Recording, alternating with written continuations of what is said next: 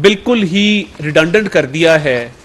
کسی جج کے خلاف کوئی بدعنوانی کا کیس ہو, کوئی کرپشن کا کیس ہو, کوئی اختیارات کے ناجائز استعمال کا کیس ہو, وہ سماعت کے لیے مقرر ہی نہیں ہوتا, نہ اس پہ کسی قسم کی کوئی کاروائی کی جاتی ہے. تو یہ آرٹیکل 209 تو بالکل اس طرح ہے کہ یہ استعمال میں لایا نہیں جا سکتا موجودہ عدلیہ کے چند مخصوص ججز کے ہوتے ہوئے.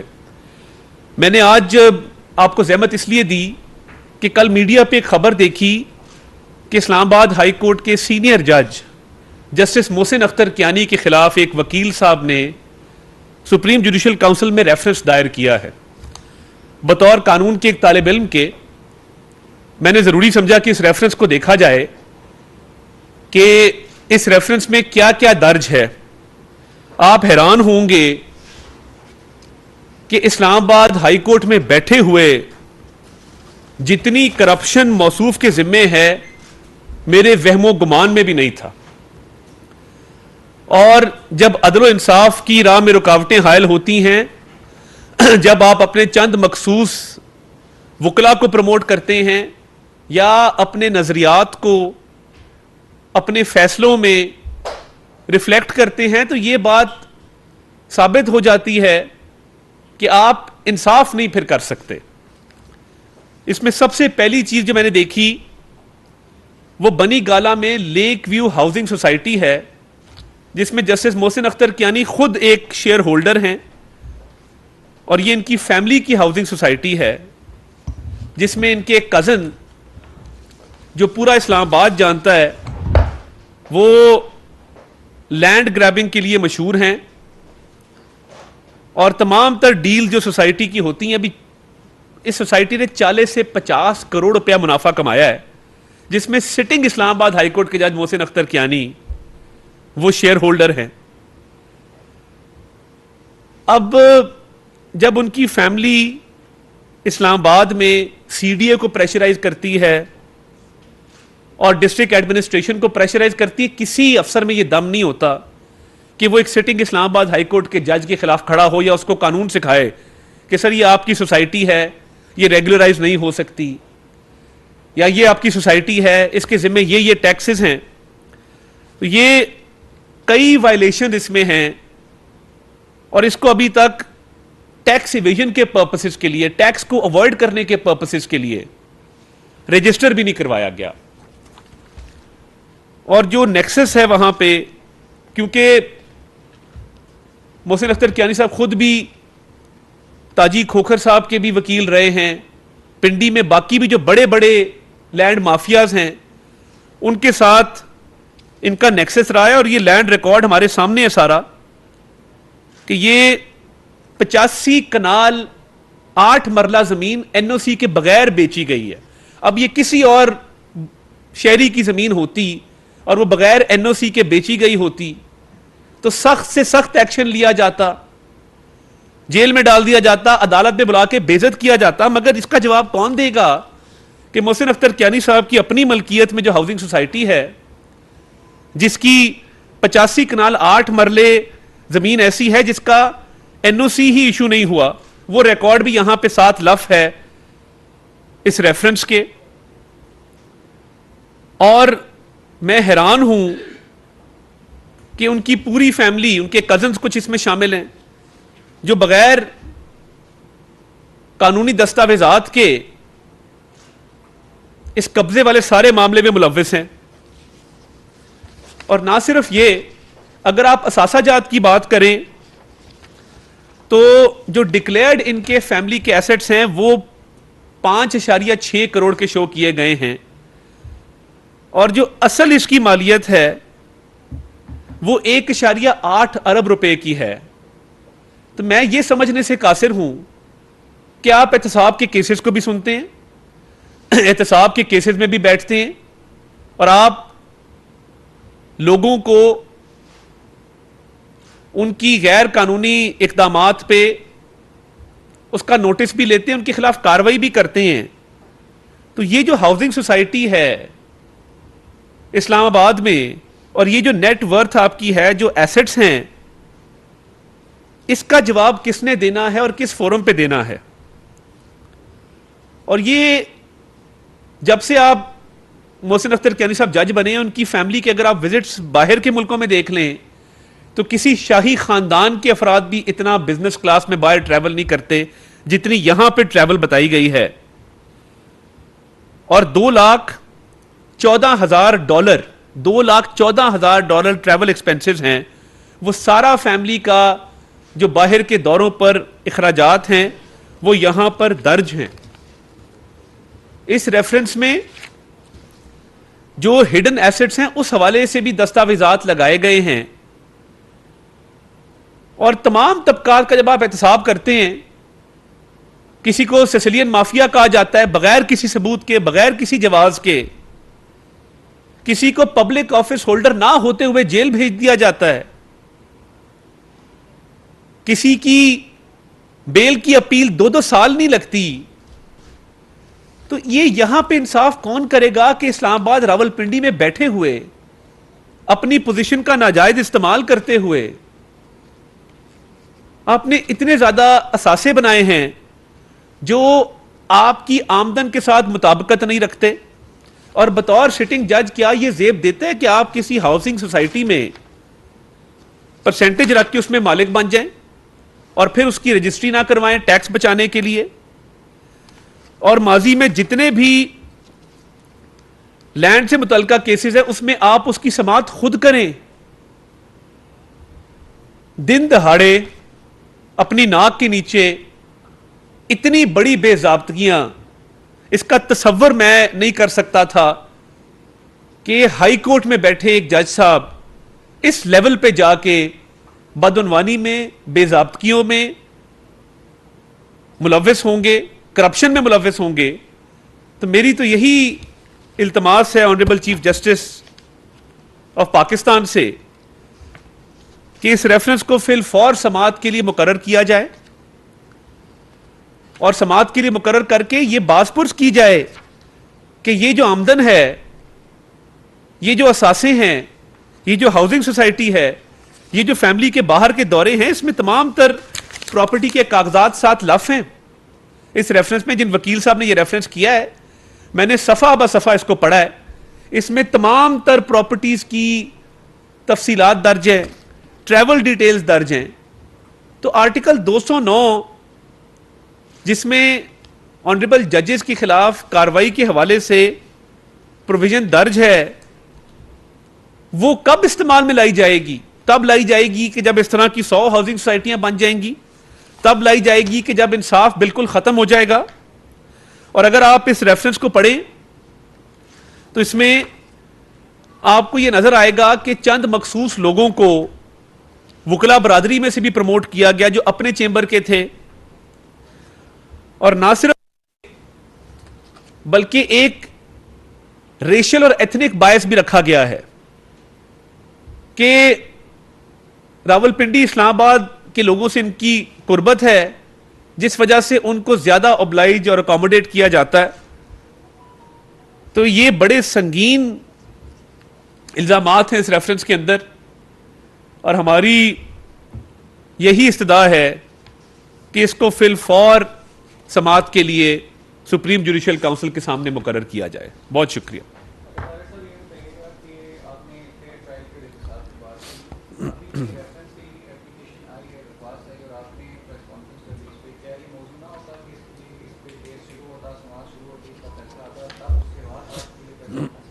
ہم 25 سال بعد اللہ تعالیٰ آپ کو اور مجھے زندگی دے، ہم ادھر ہی بیٹھے ہوں گے اور یہ ریفرنس اسی طرح پڑا ہوگا، نہ اس نے سماعت کے لیے مقرر ہونا ہے، کیونکہ طریقہ کار ہی کوئی نہیں ہے نا.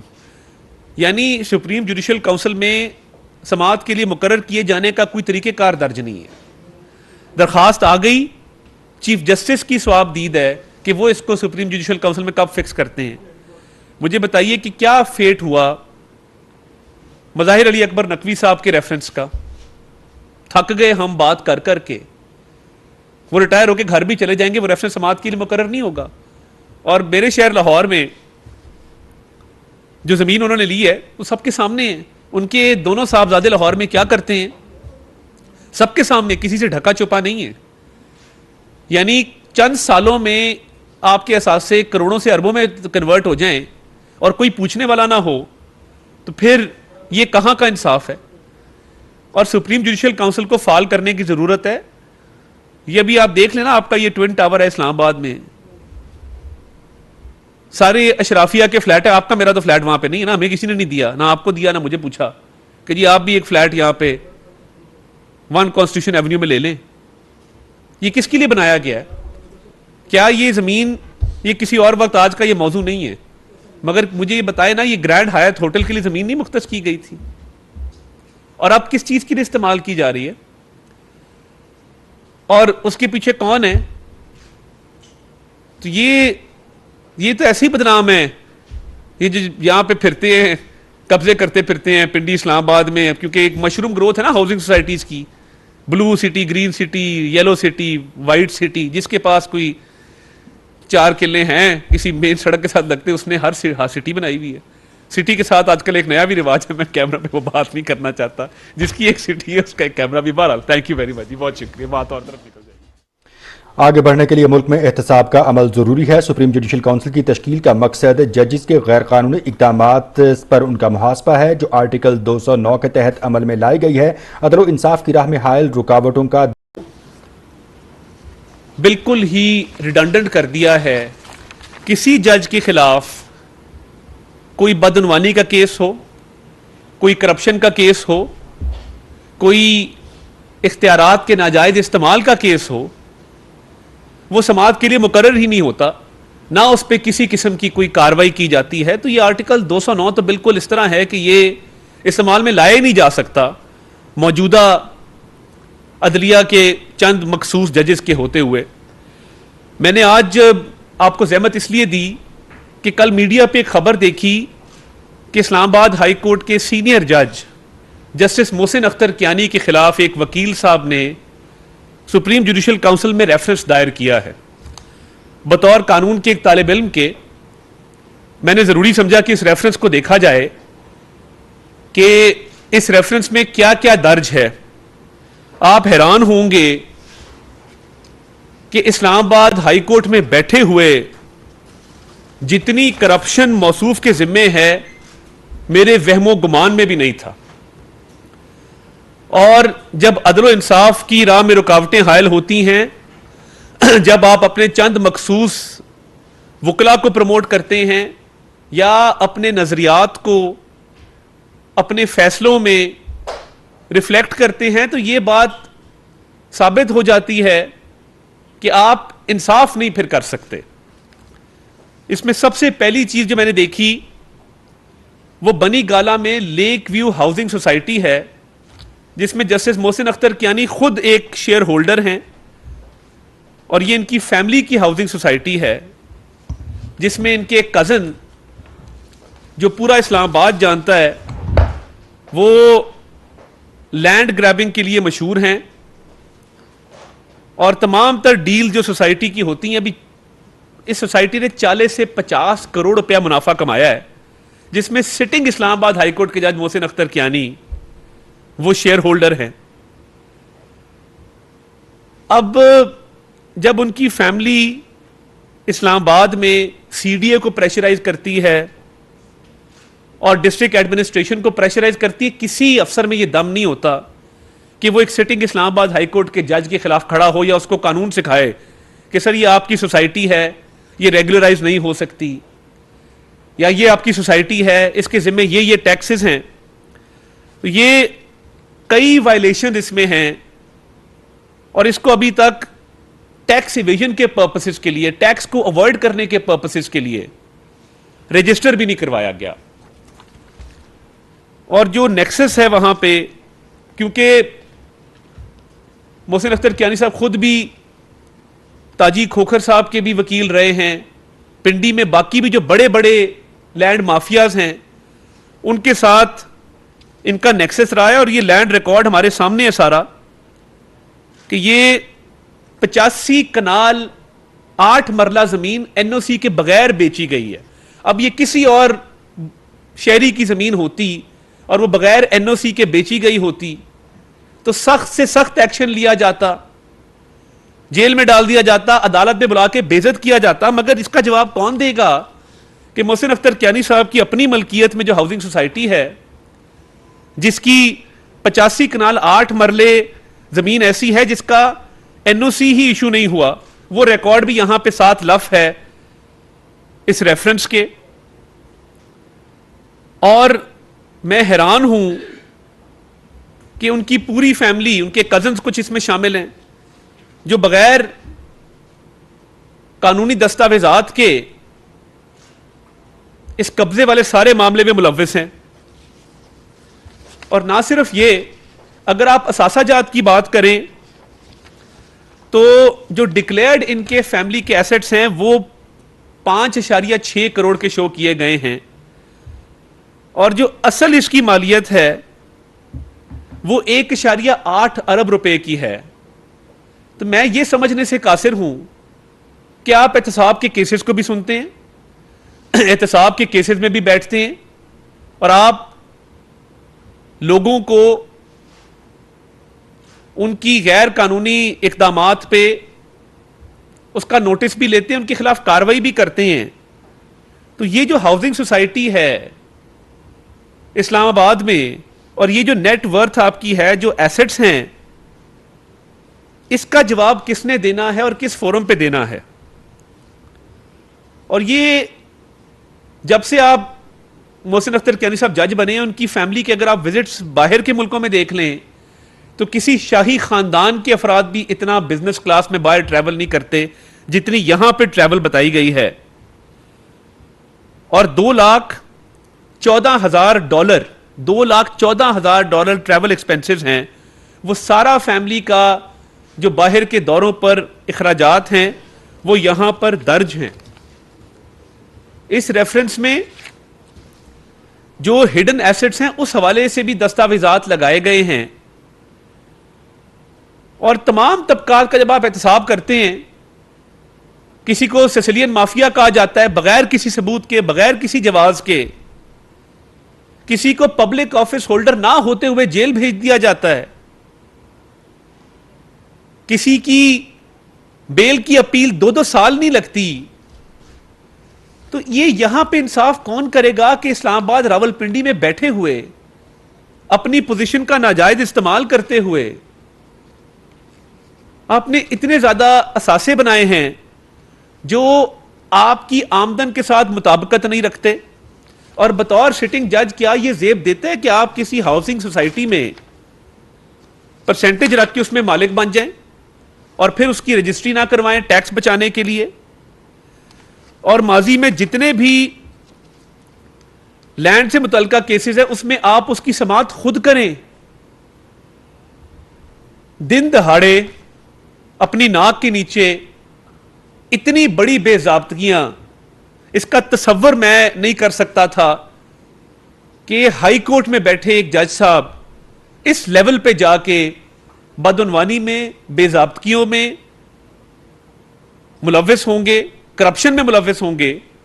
تو میری تو یہی التماس ہے honourable chief justice of Pakistan سے کہ اس ریفرنس کو فی الفور سماعت کے لیے مقرر کیا جائے, اور سماعت کے لیے مقرر کر کے یہ باز پرس کی جائے کہ یہ جو آمدن ہے, یہ جو اثاثے ہیں, یہ جو ہاؤسنگ سوسائٹی ہے, یہ جو فیملی کے باہر کے دورے ہیں, اس میں تمام تر پراپرٹی کے کاغذات ساتھ لف ہیں. اس ریفرنس میں جن وکیل صاحب نے یہ ریفرنس کیا ہے, میں نے صفحہ بہ صفحہ اس کو پڑھا ہے, اس میں تمام تر پراپرٹیز کی تفصیلات درج ہیں, ٹریول ڈیٹیلز درج ہیں. تو آرٹیکل 209 جس میں آنریبل ججز کے خلاف کاروائی کے حوالے سے پروویژن درج ہے, وہ کب استعمال میں لائی جائے گی؟ تب لائی جائے گی کہ جب اس طرح کی 100 ہاؤسنگ سوسائٹیاں بن جائیں گی, تب لائی جائے گی کہ جب انصاف بالکل ختم ہو جائے گا.